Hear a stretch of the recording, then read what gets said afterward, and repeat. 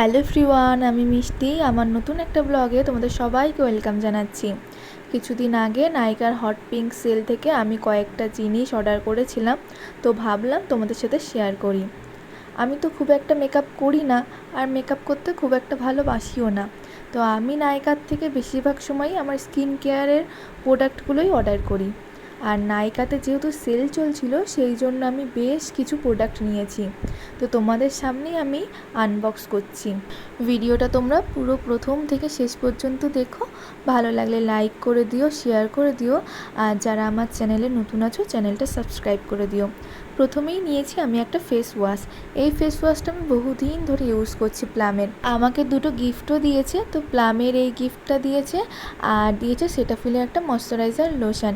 এটা ভীষণ ছোট, তো এটা গিফট হিসাবে দিয়েছে।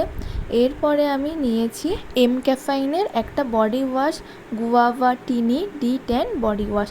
এটা ভীষণ ভালো, এর আগেও আমি ব্যবহার করেছি। আমি দ্বিতীয়বারের জন্য আজকে আবার নিয়েছি এটা। আর নিয়েছি প্লামের ময়শ্চারাইজার। এটা আমি বহু দিন ধরে ইউজ করছি, অনেকগুলো ইউজ করা হয়ে গেছে। এটা আবার আমি নতুন নিয়েছি, ভীষণ ভালো এই ময়শ্চারাইজারটা। আর নিয়েছি সেটাফিলের একটা নাইট ক্রিম।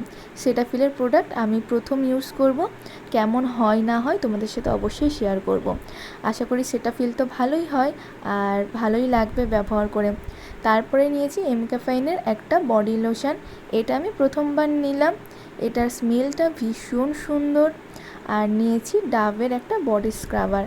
বডি স্ক্রাবারটা ভীষণ ভালো, এর আগে আমি দুটো ইউজ করেছি, আর আজকে আরেকটা নিলাম। তো এই হচ্ছে নাইকা হট পিঙ্ক সেল থেকে আমার নেওয়া কিছু প্রোডাক্ট। ভিডিওটা কেমন লাগলো কমেন্ট করে জানিও। আজকের মতন টাটা।